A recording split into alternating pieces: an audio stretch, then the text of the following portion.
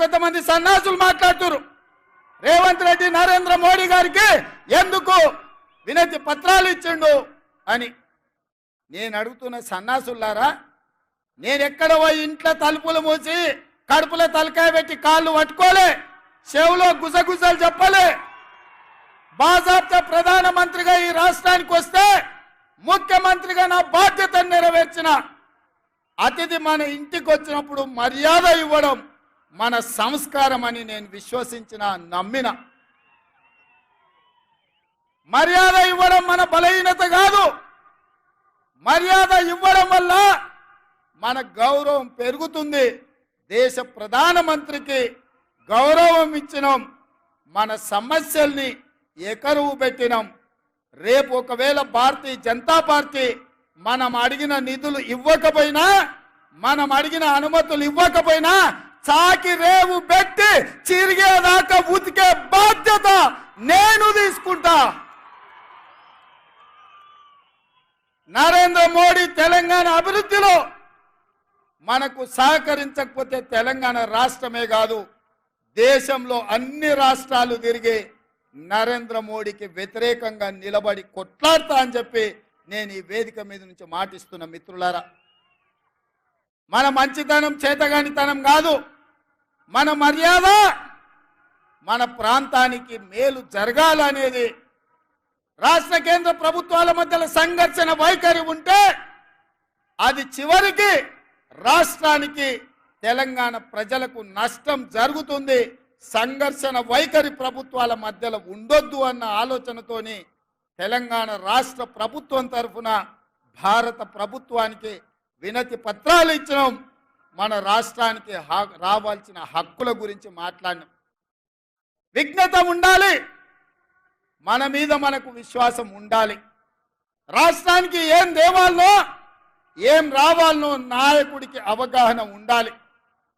అందుకే విఘ్నతతో కూడుకున్న వినతి పత్రాలు ఈ దేశ ప్రధానమంత్రికి ఇచ్చినాం.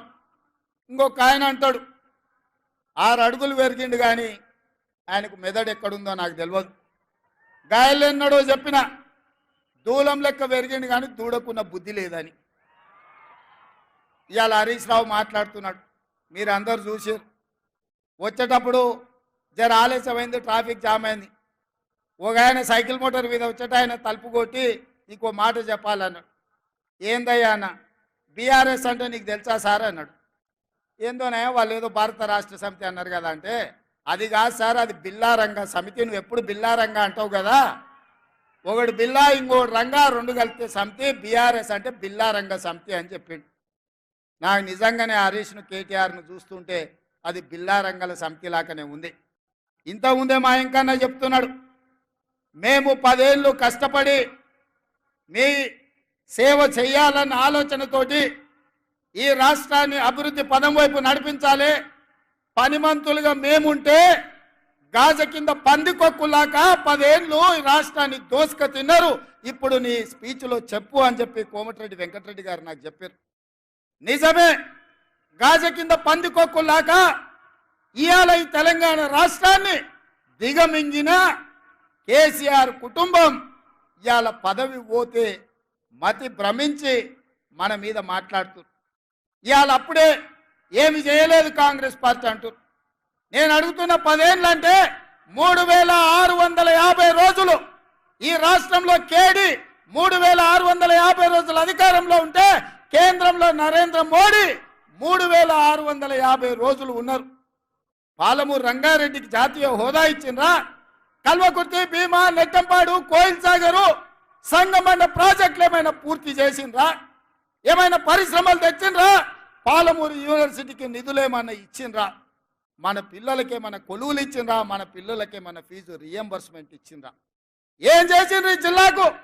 ఆనాడు కరీంనగర్ జిల్లా నుంచి సావు తప్పి కన్ను లొట్టబోయి వలస వచ్చి పాలమూరు జిల్లా ప్రజల కడుపుల తలకాయ పెట్టి కాళ్లకు దండం పెడితే మనం కదా ఆదరించి పార్లమెంటుకు పంపించింది చంద్రశేఖర్ రావు. 2009లో మేము గెలిపిస్తే సోనియమ్మ తెలంగాణ రాష్ట్రం ఇస్తే మా ఎంపీ గుండి ఈ తెలంగాణ రాష్ట్రానికి ముఖ్యమంత్రి అయినాం.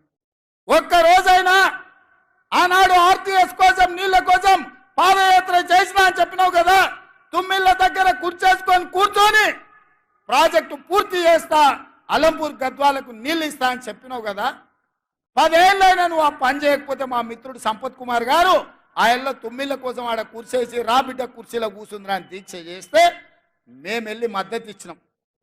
కుర్చేసుకొని కూర్చొని తుమ్మిళ్ళని పూర్తి చేయలేదు, కానీ మందేసుకొని ఫామ్ హౌస్లో బోర్ల బొక్కల వండుకుంది. అందుకే ఇవాళ ఈ తెలంగాణ రాష్ట్రంలో ఇందిరమ్మ రాజ్యం కాంగ్రెస్ ప్రభుత్వం ఏర్పడిన వెంటనే